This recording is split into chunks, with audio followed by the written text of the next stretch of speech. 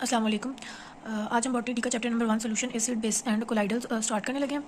तो सबसे पहले सोल्यूशन की डेफिनेशन है। सोल्यूशन क्या होता है? जब दो या दो से ज़्यादा सब्सटेंसेस आपस में मिक्स होते हैं, ठीक है, होमोजेनस मिक्सचर बनाते हैं तो सोल्यूशन बन जाता है। सोल्यूशन के मेनली दो कंपोनेंट्स होते हैं, सोल्यूट एंड सॉल्वेंट। वो चीज़ जिसको हल किया जाता है वो सोल्यूट होती है और जिसमें हल किया जाता है वो सॉल्वेंट कहलाती है। एक्वा सोल्यूशन ऐसा सोल्यूशन होता है जिसमें पानी सॉल्वेंट है, यानी पानी में अगर आप किसी चीज़ को हल करेंगे तो ऐसा सोल्यूशन एक्वा सोल्यूशन कहलाएगा। इसकी एग्जाम्पल है कि अगर आप वाटर में सॉल्ट को जो है ना वो हल करें तो वाटर जो है वो सॉल्वेंट है और सॉल्ट सोल्यूट है, तो ऐसा सोल्यूशन एक्वा सोल्यूशन कहलाता है। आगे जी सोल्यूशन की टाइप्स हैं। तो यहाँ पे जी सोल्यूशन की 4 टाइप्स हैं, पहले से हम पढ़ते आ रहे हैं। Dilute solution, concentrated solution, saturated solution and super saturated solution. Dilute solution ऐसा सोल्यूशन होगा जिसमें सोल्यूट की अमाउंट जो है वो कम होती है और सॉल्वेंट काफ़ी ज़्यादा होता है। कंसंट्रेटेड सोल्यूशन में लार्ज अमाउंट ऑफ सोल्यूट होता है। सैचुरेटेड सोल्यूशन ये है कि एक सोल्यूशन आपने लिया, उसमें आपने सोल्यूट को हल किया, लेकिन अब उस सोल्यूशन में इतनी कैपेसिटी नहीं रही कि उसमें आप मजीद सोल्यूट को ऐड कर सके, तो आप कहेंगे कि ऐसा सोल्यूशन जो है वो अब सैचुरेट हो चुका है। ठीक है, अब इसमें मजीद कैपेसिटी नहीं है कि और सोल्यूट को उठा के आप ऐसे सॉल्वेंट में डाल दें। ठीक है, तो यही बात थी कि ऐसे सोल्यूशन जो मुकम्मल तौर पर फिल हो चुका है उसे आप सैचुरेटेड सोल्यूशन कहते हैं। देन सुपर सैचुरेटेड सोल्यूशन एक ऐसा सोल्यूशन है, ये एक सैचुरेटेड सोल्यूशन जिससे आप हीट करें, अगर आप टेम्परेचर देंगे तो उसमें कैपेसिटी बिल्डअप हो जाती है, उसमें ये सलाहियत आ जाती है कि वो अपने अंदर मजीद सोल्यूट को हल कर सके। तो ऐसा सोल्यूशन एक सैचुरेटेड सोल्यूशन जो टेम्परेचर इंक्रीज करने के बाद मजीद सोल्यूट को हल कर ले तो वो सुपर सैचुरेटेड सोल्यूशन बन जाता है। ठीक है, तो जैसे टेम्परेचर इंक्रीज करता है ऐसे जो सोल्यूशन है उसकी सॉलिबिलिटी इंक्रीज कर जाती है। ठीक है, तो एक्सेस सोल्यूट जो है वो डिजॉल्व होता है हीटिंग पे और अगर और मजीद सोल्यूट आप ऐड करते जाएं तो वो आहिस्ता आहिस्ता सोल्यूट क्रिस्टलाइज हो जाएगा और पीछे बचेगा। यानी यही है कि टेम्परेचर इंक्रीज करने से तो वो हो जाता है, हल हो जाता है, बट अगर वो टेम्परेचर जो है वो मेंटेन रहे, ठीक है, और उसके बाद आप उसमें मजीद सोल्यूट को ऐड करते रहें तो वो सोल्यूट जो है वो हल नहीं होगा, वो क्रिस्टलाइज हो जाएगा। अच्छा, इधर कुछ सोल्यूशन की प्रॉपर्टीज डिस्कस की गई हैं कि इसमें पार्टिकल साइंस या मॉलिक्यूल्स के फॉर्म में होते हैं।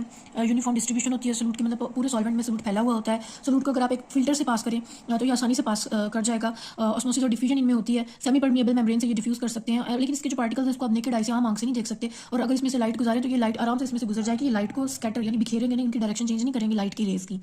आगे जी इलेक्ट्रोलाइट्स और नॉन इलेक्ट्रोलाइट्स क्या होते हैं? इलेक्ट्रोलाइट्स ऐसे सब्सटेंसेस हैं, ऐसे सब्सटेंसेस होते हैं जिनमें अगर आप करंट दें, ठीक है, ये सोल्यूशन में बनते हैं। ऐसे सब्सटेंसेस होते हैं इलेक्ट्रोलाइट्स जो अपने अंदर से करंट गुजारने की सलाहियत रखते हैं। करंट हमेशा चार्जेस का फ्लो होता है, तो जाहिर बात है कि इलेक्ट्रोलाइट्स ऐसे सब्सटेंसेस ही होंगे जो चार्जेस में चेंज हो जाते हैं अगर वो पानी में हल हों। ठीक है, तो इलेक्ट्रिक करंट हमेशा आयंस के बहाव की वजह से होता है। तो जब ऐसे सब्सटेंस जो आयनाइज होने की एबिलिटी रखते हैं उन्हें ही आप इलेक्ट्रोलाइट्स कहते हैं।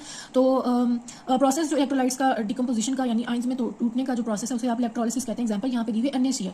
NaCl सोडियम क्लोराइड में क्योंकि एबिलिटी है कि ये जो है ना वो आयंस में चेंज हो जाता है, यानी सोडियम आयन और क्लोराइड आयन में चेंज हो जाता है, तो ऐसे इसे आप एक इलेक्ट्रोलाइट कहते हैं। ठीक है, और इस टूटने के अमल को आप इलेक्ट्रोलिसिस कहते हैं और ये वाटर की मौजूदगी में होता है। आगे जी नॉन इलेक्ट्रोलिसिस ऐसे सब्सटेंसेस जो अपने अंदर से कंडक्ट नहीं कर सकते इलेक्ट्रिक करंट को, उन्हें आप नॉन इलेक्ट्रोलाइट्स कहते हैं, यानी वो चार्जेस में चेंज नहीं होते, टूटते नहीं है, आयोनाइज नहीं होते। लिपिड्स हो गए, अल्कोहल्स हो गई, शुगर्स हो गई, ये इनमें से करंट पास नहीं करेगा।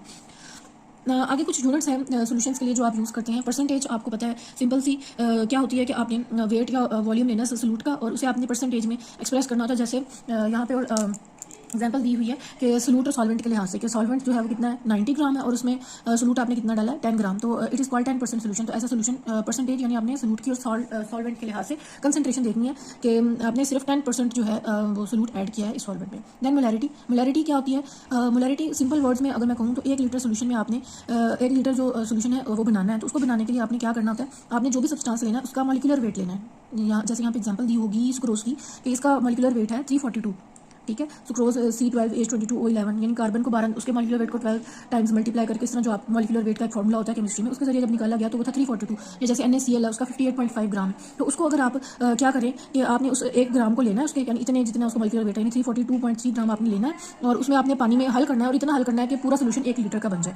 तो जब वो 1 लीटर तक पहुँच जाएगा तो वो एक मोलर सोल्यूशन बन जाएगा। दोबारा रिपीट कर रही हूँ कि मोलर सोल्यूशन तब बनता है जब आप इतने यानी उसके मॉलिक्यूलर वेट को उठा के उसमें पानी इतना ऐड करते हैं कि टोटल वॉल्यूम उनका 1 लीटर हो जाता है। तो ऐसा सोल्यूशन होता है मोलर सोल्यूशन, और ये 1 मोल का सोल्यूशन बन गया। अगर अब आपने 2 मोल का बनाना है तो आपने इसके ग्राम्स को डबल कर देना। उसके बाद मोलैलिटी क्या होती है? मोलैलिटी भी सेम ही है कि आपने नंबर ऑफ मोल्स ही लेनी है उसके, लेकिन आपने उसे 1 लीटर की बजाय 1000 सेंटीमीटर क्यूब का सोल्यूशन बनाना है। तो एक ही बात है, तो अगर आप 1000 सेंटीमीटर क्यूब का यूनिट यूज़ करेंगे तो that would be called as a molar solution. आगे जी acid bases and salts. Acid आपको पता है ऐसा सब्सटेंस अगर उसे पानी में हल किया जाए तो वो हाइड्रोजन आयंस को रिलीज करे, वो एसिड कहलाता है। और अगर वो यहाँ पे पॉजिटिव वन है और अगर वो हाइड्रोक्सिल आयंस को रिलीज करे तो वो बेस कहलाता है। तो जी यहाँ पे HCl की एग्जांपल दी हुई है, इसे आप पानी में हल करें तो हाइड्रोजन आयन और क्लोराइड आयन में चेंज हो जाता है और सोडियम हाइड्रोक्साइड जो है वो सोडियम और हाइड्रोक्सिल आयन में। सॉल्ट अब ऐसी चीज़ है जब एसिड और बेस आपस में रिएक्ट करते हैं तो उनकी रिएक्शन से एक न्यूट्रल चीज़ बनती है जिसमें ना पॉजिटिव चार्ज होता है ना नेगेटिव, वो बैलेंस हुआ होता है, तो उसे आप सॉल्ट कहते हैं। तमाम सेल्स में पाया जाता है और आयनाइज फॉर्म में तब में भी पाया जाता है जैसे सोडियम क्लोराइड को अगर आप पानी में हल कर देंगे, यानी यहाँ पे एग्जांपल देख लें कि HCl का अगर आप NaOH, ये एसिड है और ये बेस है, इसका आप आपस में रिएक्शन करेंगे तो Na और यहाँ से Cl NaCl बन जाएगा। लेकिन इसी NaCl की सॉल्ट को अगर आप पानी में हल करेंगे तो ये आयनाइज हो जाएगा। आगे जी पीएच है। पीएच क्या होती है?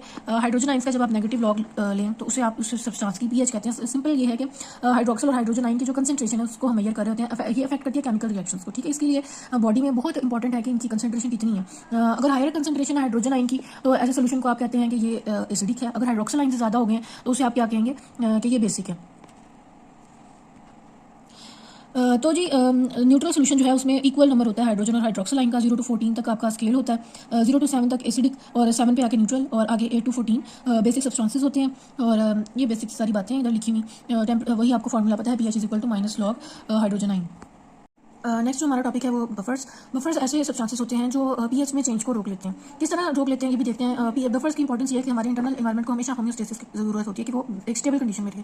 तो पीएच भी में से एक चीज़ है जिसे स्टेबल रखना बॉडी के लिए बहुत ज़्यादा जरूरी है, क्योंकि एक स्ट्रॉन्ग एसिड यानी ऐसा एनवायरनमेंट जहाँ एसिड की जरूरत नहीं है, वहाँ एसिड प्रोड्यूस हो जाए, एसिडिटी पीएच एसिडिक हो जाए तो वो सेल को वहाँ पे एंजाइम्स की को डीनेचर कर सकती है, वहाँ पे होने वाले प्रोसेसेस को डैमेज कर सकती है। इसी तरह बेसिक कंडीशन भी सेम यही काम कर सकती है। तो क्योंकि हाइड्रोजन आइन पे चार्ज होता है, हाइड्रोक्सल आइन उस पर चार्ज होता है, तो ये चार्जेस जो है अपने अंदर हल होने वाली चीज़ों को या वहाँ पे मौजूद चीज़ों को जो है ना उनकी आयनिक बॉन्ड डिस्टर्ब कर सकते हैं अगर उनकी वहाँ पे रिक्वायरमेंट नहीं है, यानी नेचुरली वहाँ पे पीएच उतनी नहीं होती तो वो चीज़ डिस्ट्रक्टिव होती है सेल के लिए पीएच में चेंज।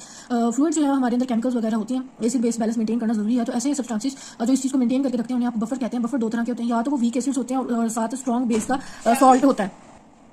अच्छा, तो वीक एसिड्स हो सकते हैं और उनकी सॉल्ट्स स्ट्रॉन्ग बेसिस के, या फिर ये वीक बेसिस होंगी और स्ट्रॉन्ग एसिड्स के सॉल्ट होंगे, यानी दोनों चीज़ें में मौजूद है, हाइड्रोजन आइन भी और हाइड्रोक्सल आइंस भी। तो ये चेंज करते हैं। अगर वहाँ पे ज़्यादा हाइड्रोजन आइन रिलीज हो रहे हैं तो उन्हें एक्सेप्ट करना स्टार्ट कर देंगे, और अगर इनकी कम हो रही है तो ये उसे डोनेट करना स्टार्ट कर देंगे। तो फ्लूइड जो है वो सेल्स के अंदर मौजूद और इसकी सराउंडिंग में जो होते हैं उनको मेंटेन करके ये रख रहा होता है इसकी पीएच, ठीक है।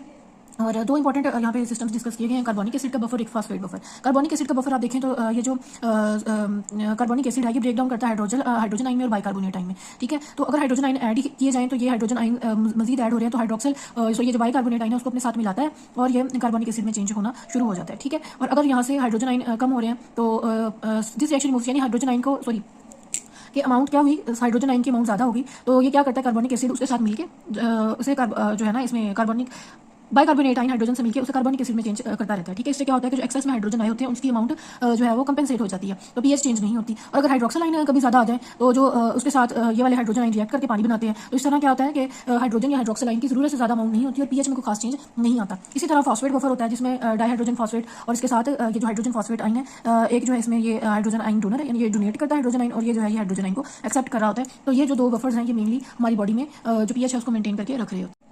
और बफर्स का रोल यहाँ पे है कि बायोलॉजिकल सिस्टम में भी क्या रोल प्ले करते हैं। देखिए, प्रोटेक्शन ऑफ एंजाइम्स सबसे पहला रोल है, यानी ऑब्वियसली आपको पता है कि एंजाइम्स होते हैं वो पीएच सेंसिटिव होते हैं, स्लाइड सा भी चेंज जो है वो पीएच में वो बर्दाश्त नहीं कर सकते क्योंकि वो उसकी एक्टिविटी को इफेक्ट करता है। एक्टिविटी को इस तरह इफेक्ट करता है कि उसकी आयनाइजेशन को चेंज कर देता है, क्योंकि पीएच में चेंज से क्या है, या हाइड्रोजन आइन ज़्यादा हो रही है, हाइड्रोक्सल आइन हो रहा है, दोनों के पॉजिटिव और नेगेटिव चार्जेस हैं। तो ऑब्वियसली एंजाइम भी जो है वो अमीनो एसिड्स का बना होता है, तो ये जो बॉन्डिंग जो है उसकी डिस्टर्ब कर देता है और उसका जो फंक्शन है वो डिस्टर्ब हो जाता है, ठीक है। Then there is protection from ionization of sensitive cell compounds के जो बफर्स हैं ये क्या करते हैं कि हमारी बॉडी में मौजूद जितने भी सेंसिटिव कंपाउंड्स हैं जैसे हमारी प्रोटीन्स हैं, न्यूक्लिक एसिड्स हैं, ये इन सब खतरा है कि ये डीनेचर हो जाएंगे अगर पीएच चेंज हो जाए। तो ये बफर्स जो है इसको सेव करके रखते हैं। इसके अलावा हमारे जो पीएच है ब्लड की उसे मेंटेन करके रखना बहुत जरूरी है। अगर ज़्यादा हो जाए तो एसिडोसिस हो सकती है, कम एसिडिटी ज़्यादा हो जाए, और अगर अल्कलिनिटी की तरफ चले जाए तो एल्कोलोसिस हो जाती है। दोनों कंडीशन जो है वो बॉडी के लिए डेंजरस है, तो जरूरी है कि हमारी बॉडी की जो पीएच है वो एक सर्टन रेंज में मेंटेन की जाए। तो जो हमारे बफर्स हैं जैसे कार्बोनेट बफर है वो मेनली ब्लड में जो है इस कंसंट्रेशन को मेंटेन करके रखता है, ब्लड की पीएच को मेंटेन करके रखता है। आगे ऐसे सिस्टम जहाँ पे आपने कल्चर करना है, बैक्टीरिया की ग्रोथ करवानी हो, तो ऐसे सिस्टम में भी बहुत जरूरी है कि एक सर्टेन लेवल पे पीएच को स्टेबलाइज किया जाए। तो बफर्स ऐसे मीडियम में ऐड किए जाते हैं ताकि पीएच वहाँ की मेंटेन रहे। देन कोलाइडल सिस्टम आगे अंदर सोल्यूशन पड़े तो इसी से मिलता जुलता कॉन्सेप्ट है कोलाइड, बट दोनों में डिफरेंस होता है। जो कोलाइडल सिस्टम है ये भी एक हेट्रोजीनस मिक्सचर है, हालांकि सोलूट क्या था, एक होमोजीनस मिक्सचर था, और इसमें जो सोलूट पार्टिकल्स हैं वो बड़े होते हैं एज कम्पेयर टू सोल्यूशन, और ये लार्जर होते हैं, और लेकिन फिर भी इतने बड़े नहीं होते कि आप इसको आम आंख से देख लें। और कोलाइडल सिस्टम में सर्टेन प्रॉपर्टीज होती हैं। इसकी एग्जांपल अगर आप क्ले को उठा के पानी में हल करें या स्टार्च को, जैसे माया होती है उसे आप पानी में हल करें, ठीक है। तो सॉल्वेंट जो है उसे आप कहते हैं डिस्पर्शन मीडियम, जिसमें डिस्पर्शन होती है वो फैल जाते हैं, डिस्पर्शन को अगर आसान अल्फाज में कहूँ। और जो सॉलिड सोलूट पार्टिकल्स हैं वो डिस्पर्स्ड मीडिया है, यानी जो हल हो जाता है, जो उसमें आके हल मुकम्मल तौर पर क्योंकि नहीं होता तो आप इसके लिए डिस्पर्शन का वर्ड यूज़ कर रहे हैं। डिस्पर्शन मीडियम जो है वो जिसमें हल होना है वो लिक्विड भी हो सकती है, सॉलिड भी हो सकता है, या गैस भी हो सकती है। जैसे स्मोक है वो डिस्पर्स होती है गैस में, मिल्क जो है वो लिक्विड में, और यहाँ पे स्टोन की बात हुई है जो गैस है जो सॉलिड के अंदर आके डिस्पर्स हो जाता है, ठीक है। अगर आप कोलाइडल सिस्टम को क्लासीफाई करें तो दो हम ग्रुप्स में इनको डिवाइड करते हैं, सोल एंड जेल। तो जो सोल है ऐसा सिस्टम है जो नॉन विस्कस होता है, कम गाढ़ा होता है, जिस तरह मिल्क है, और जेल एक ऐसा कोलाइडल सॉल्यूशन है जो ज़्यादा गाढ़ा होता है, जिस तरह हमारा मक्खन है, बटर है। कोलाइडल सिस्टम की ये क्लासेस वगैरह या ज़्यादा क्लासिफिकेशन नहीं करनी, डायरेक्टली हम आ जाएंगे इसके आगे हम डायरेक्टली आ जाएंगे प्रॉपर्टीज पे। सबसे पहले प्रॉपर्टी एडजॉर्प्शन। एडजॉर्प्शन का मतलब है कि आयंस या मॉलिक्यूल्स एडहेयर हो जाते हैं, चिपक जाते हैं सर्टेन सॉलिड की सब्सटेंस पे या लिक्विड की सरफेस पे, ठीक है। तो ऐसे जो कोलाइडल सब्सटेंसेस होते हैं उनमें ये एबिलिटी होती है कि वो जाके तो सरफेस के साथ एडहेयर कर सकते हैं, चिपक सकते हैं, लग सकते हैं। देन जो नेक्स्ट इनकी प्रॉपर्टी है वो ब्राउनियन मूवमेंट, यानी ये जो है ये मूव करते हैं हैप्पैज़र्डली, रैंडमली, डांसिंग मूवमेंट, यानी किसी एक डायरेक्शन में नहीं, ठीक है। इसके जो मॉलिक्यूल्स होते हैं वो रैंडमली मूव कर रहे होते हैं। देन टेंडाल इफेक्ट का ये मतलब है कि अगर इस पर आप लाइट डालें तो लाइट बिखर जाएगी, ठीक है। यानी लाइट हमेशा अपने एक पाथवे में मूव कर रही होती है। अगर ये इस तरह आए सीधे पाथवे से गुजर रही है और एक कोलाइड में से पास करेगी तो कोलाइड के मॉलिक्यूल्स क्योंकि बड़े होते हैं तो उनसे टकराएगी तो ये बिखर जाएगी। इस इफेक्ट को आप कहते हैं टेंडाल इफेक्ट। उसके बाद है प्रेसिपिटेशन। प्रेसिपिटेशन जो है इसका मतलब ये है जी कि अगर आप इलेक्ट्रोलाइट इसमें डालें, ठीक है, और इसमें से इलेक्ट्रिक करंट गुजारें कोलाइडल पार्टिकल्स में से, तो वो नीचे बैठ जाएंगे, प्रेसिपिटेट कर जाएंगे। इलेक्ट्रिकल प्रॉपर्टीज, सारे कोलाइडल पार्टिकल्स पे सेम चार्ज होता है, ये पॉजिटिव भी हो सकता है, नेगेटिव भी हो सकता है। और कोलाइडल पार्टिकल्स जो है इनमें जो stabilize the electric charges on the colloidal particles stabilize the colloidal system, यानी इसमें से इलेक्ट्रिसिटी जो है वो पास कर सकती है। फ्री आइंस जो है डिस्पर्स हुए होते हैं, ठीक है, double electric layer, electrically double layer around ये जो आइंस हैं ये डिस्पर्स होकर उसमें सोल्यूशन में नहीं बल्कि कोलाइडल सिस्टम में लेयर्स ही बना लेते हैं और